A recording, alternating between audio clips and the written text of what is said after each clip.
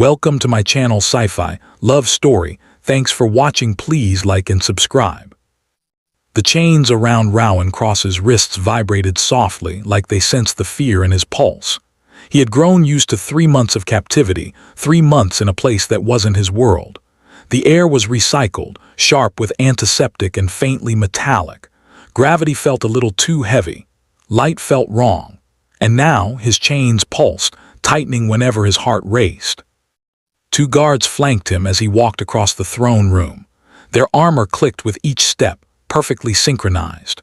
Rowan refused to meet the eyes of the courtiers who lined the walls. Those amber eyes watched him like predators watch wounded prey.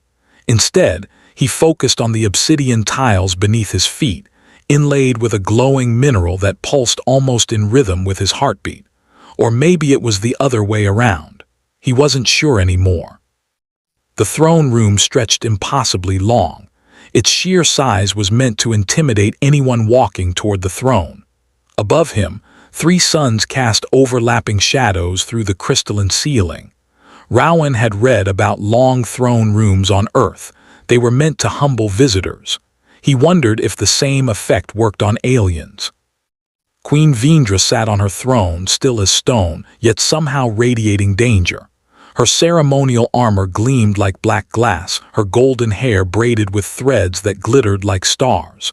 She held a blade across her knees, humming faintly with energy. Rowan had read about ceremonial execution weapons. This one probably had a name, a history, a legacy. And right now it was pointed at him. "You stand accused of espionage, sabotage, and conspiracy against allied systems," the Queen said. Her voice carried through the room effortlessly. Rowan's translator implant worked, but the words sounded almost like they were coming from inside his own skull. Rowan had prepared a speech, something about innocence, truth, and diplomatic channels. But standing here, facing a blade that could slice through molecules, his prepared words felt pointless. "I didn't do it," he said instead. "Any of it. I don't even know how half of those things would work." A muffled laugh echoed from the court, stifled quickly. The Queen's fingers tightened on the blade. "Ignorance is not innocence," she said. "Others may have used you as their instrument, but that does not absolve you of consequence." Rowan swallowed hard. He knew the trial had been a farce. His own diplomatic corps had disavowed him, calling his actions unauthorized. No one would save him. Then a sound cut through the tension, a child's cry. High-pitched, terrified but determined. Rowan froze, the Queen froze, courtiers gasped. A small figure ran across the room, golden hair streaming behind her. "No!" shouted Princess Kyra, the Queen's daughter. Rowan recognized her voice immediately, the voice that had kept him sane in the vent system during months of isolation. She threw herself at him, wrapping her arms around his legs. "He didn't do anything wrong," she said, muffled but clear. "He's nice. He's the story man. He's my friend." Queen Vendra's blade trembled. For the first time, the unflinching ruler hesitated. Her daughter was defending a convicted criminal with bravery no protocol could dictate.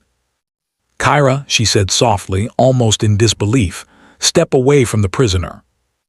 "No," Kyra said, tightening her grip. "I'm protecting the story man. He's nice." Rowan looked up at her, astonished. He wanted to move, to speak, but his legs refused.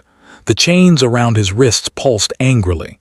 Time seemed to stretch, reality fracturing into 1,000 frozen moments. Queen Vendra's mind raced. She'd never hesitated mid-execution. Her ceremonial blade hummed, the power in her hands threatening to unleash centuries of tradition. But her daughter was standing between them, certain, unafraid. And for the first time, Vendra felt uncertain. Kyra explained, in her childlike, stubborn logic, that she'd been talking to Rowan for months. She had learned about Earth, about humans, about kindness and bravery. She had snuck into the palace using hidden passages no one even knew existed. Vendra wanted to scream. She wanted to drop the blade and scold her daughter.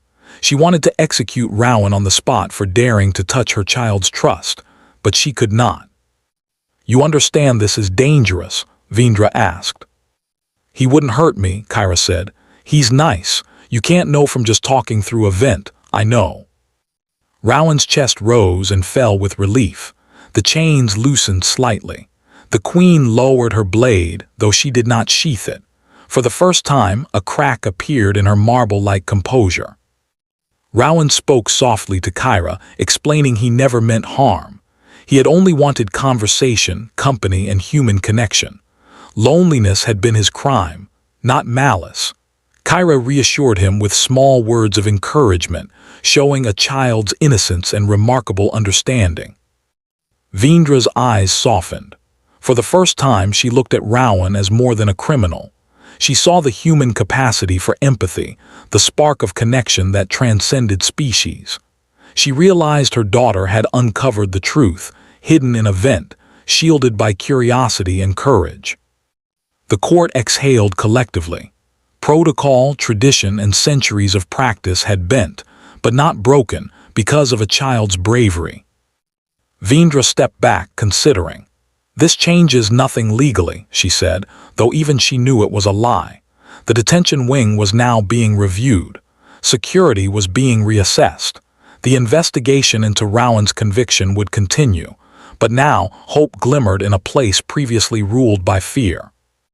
Rowan, freed from his chains, finally allowed himself to breathe.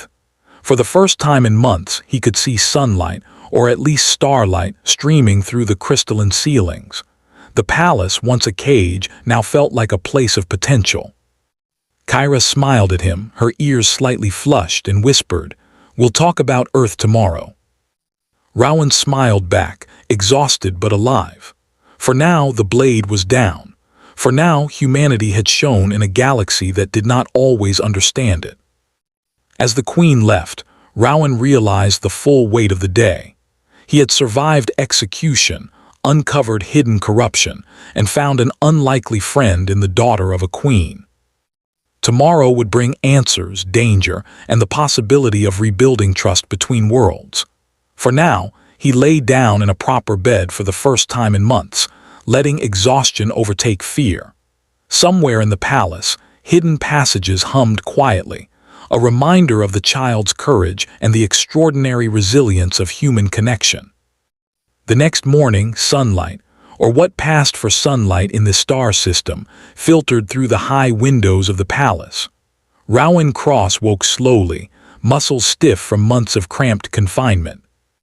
Yet his mind felt sharper than it had in weeks. Today was the day he would finally understand why he had been framed, and perhaps, if luck and diplomacy favored him, begin the work that might prevent future betrayals. Queen Vendra arrived at his quarters without guards, moving with the same quiet grace that had made her such an imposing figure during the execution ceremony. The blade was gone, replaced with the calm, almost imperceptible authority of a ruler who could bend entire worlds to her will with a single decision. "You slept?" she asked, voice even but with a touch of warmth. "I did," Rowan admitted. "For the first time in months, I feel human again." Vendra studied him for a long moment. "Good. You will need your wits about you today. Commander Reth and Lord Advisor Tyne are being interrogated as we speak. I have ordered a complete review of the detention wing, every record, every sensor, every log that exists. I want the truth, and I want it before noon." Rowan nodded, taking in the enormity of what she had done. She had halted a process that could have ended his life, and now she sought justice, not for protocol, not for appearances, but for truth. That, Rowan realized, was a trait humans shared with few beings in the galaxy, the refusal to accept injustice quietly. "You'll accompany me to the council chamber," Vendra continued. "You may witness the interrogations. Your insight may be valuable. After all, you are the one they tried to destroy." The walk to the council chamber was a study in discipline and quiet tension. Courtiers bowed or glanced nervously as Rowan passed. Some still wore expressions of disbelief, others barely concealed suspicion. He ignored them. He was no longer a prisoner, but he was still very aware that these people had watched him condemned with barely a thought of fairness. Inside the chamber, Lord Advisor Tyne and Commander Reth stood restrained, their usual arrogance replaced with unease. Sensors lined the walls, recording every sound, every heartbeat, every micro-expression. Vendra's voice filled the chamber without effort. You will explain, in full detail, your actions leading to the framing of Rowan Cross. Any attempt to mislead or omit facts will be noted and judged accordingly. Tyne sneered, attempting bravado. Your Majesty, I did nothing wrong. Everything was protocol, everything. Protocol? Vendra interrupted sharply. You deliberately manipulated evidence, sent falsified communications, and conspired to escalate tensions with Earth for personal gain. How is that protocol? Commander Reth's mouth opened, closed, and opened again. He had been certain that his careful machinations, which had gone unnoticed for months, would never be discovered. Yet here he stood, in the presence of a queen who was not only capable but relentless. Rowan stepped forward. Your Majesty, if I may. Vendra's eyes met his. Speak. Both of these men relied on assumptions about humans being naive, compliant, and predictable, Rowan said. They assumed no human could survive 3 months in confinement and maintain composure enough to reveal the truth through observation. They didn't account for loyalty, friendship, or courage. He paused. They underestimated the capacity for humans to notice patterns, to protect what is right, even from unlikely places. Vendra tilted her head, intrigued. Continue. Princess Kyra, Rowan said carefully, is as intelligent and observant as any officer in your intelligence network. She noticed inconsistencies, connected them to my own situation, and risked everything to intervene. That action alone preserved the possibility of justice. That is human empathy and courage in action. That is why these men failed. They ignored the human element. The chamber was silent. Even Tyne and Reth seemed to recognize the logic in his words. Vendra's expression softened just enough to show that she considered the truth of it. Very well, she said finally. You may observe the proceedings, and later I will decide what role you will play in ensuring these systems are corrected. She turned her attention back to Tyne and Reth. Your sentences will reflect the consequences of your actions, but for now, answer questions fully. Omissions or lies will only worsen your fate.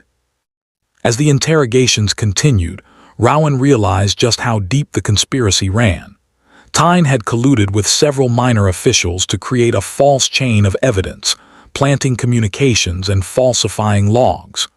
Reth had tampered with security recordings, attempting to make it appear as though Rowan had acted independently to sabotage relations with Earth. The evidence was meticulous, but flawed. Rowan noted each discrepancy, mentally cataloging every detail. Humans had a tendency to look for patterns, even in alien logic systems. Their assumptions, their need for efficiency, had created gaps that only a careful observer could exploit. That observer was him, and now he had the chance to act. Hours passed. Reports were analyzed, sensor data reviewed, and witness statements cross-checked.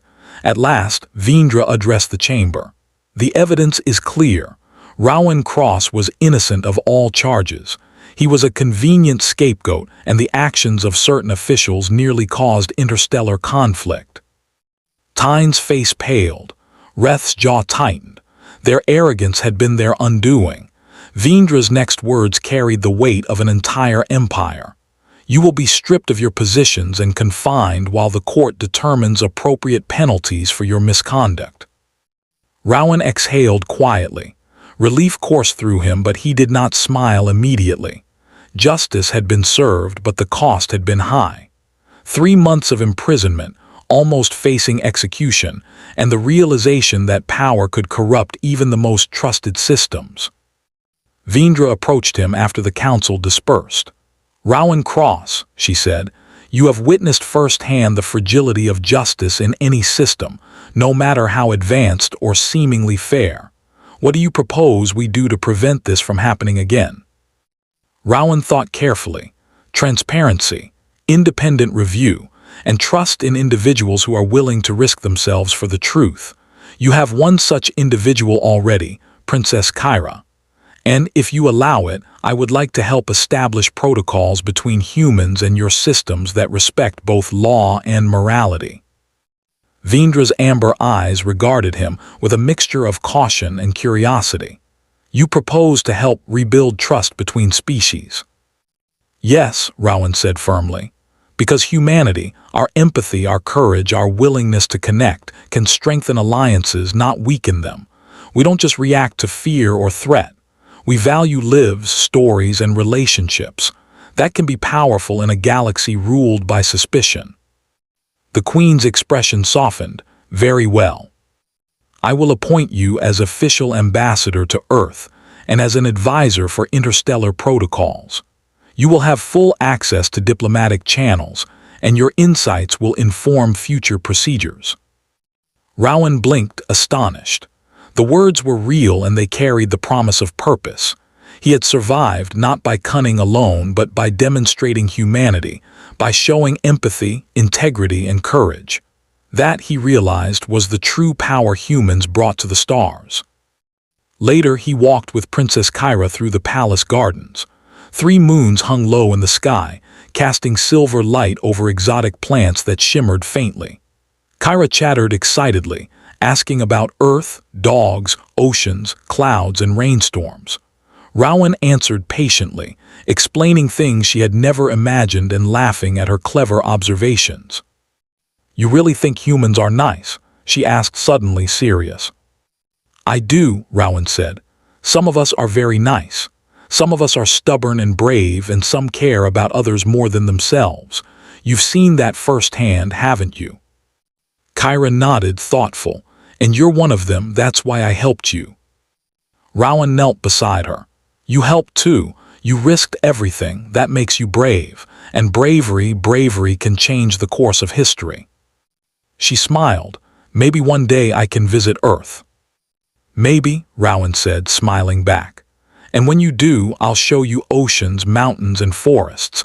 And yes, all the animals, even the ones that look a little scary at first." Vendra observed them from a distance, hidden behind a grove of luminescent trees. She had thought she knew everything about her court, her palace, and her daughter. But she had underestimated the human capacity for connection and the courage of her own child. Later that evening, Rowan stood on the balcony of his new quarters. Below, the palace shimmered under the 3 moons. Somewhere, hidden passages hummed softly, reminders of a small girl's determination and a human's resilience. He thought of the chains, the blade, the court, and the fear that had almost ended his life. And he smiled. In the quiet of the alien night, Rowan understood something profound. Humanity's strength was not in technology, in weaponry, or in numbers. It was in courage, empathy, and the stubborn belief that doing what is right mattered, even when the galaxy seemed indifferent. Tomorrow, he would begin his work as ambassador. He would teach, guide, and protect the fragile thread of trust between species. And he would do so not with fear, but with the same qualities that had saved him: human kindness, cleverness, and the quiet courage to stand for what was right. Kyra emerged from the palace corridors, tugging at his hand. "Come on," she said. "I made a list of things to ask you today, 17 pages, and then another 9 pages of extra questions." Rowan laughed. Exhausted, hopeful, alive, he followed her into the garden. The future was uncertain, as it always was. But for the first time in months, it was a future he wanted to face, and a future where humans could shine in the galaxy, not as conquerors, but as beings capable of empathy, courage, and lasting friendship. As the 3 moons rose higher, casting silver light across alien flora, Rowan Cross realized that he had survived not by chance, but because of humanity itself. And in a universe that often misunderstood them, that was a power no alien could underestimate. He smiled at Kyra. "Let's start with the first question." "And then the second and the third," she said, bouncing with excitement. Rowan laughed again, genuine and full, and followed her through the palace gardens. Somewhere far away, Earth waited. And here in a palace among the stars, humanity had left its mark, not through domination, but through courage, empathy, and the simple, unshakable belief that even one person can change everything. And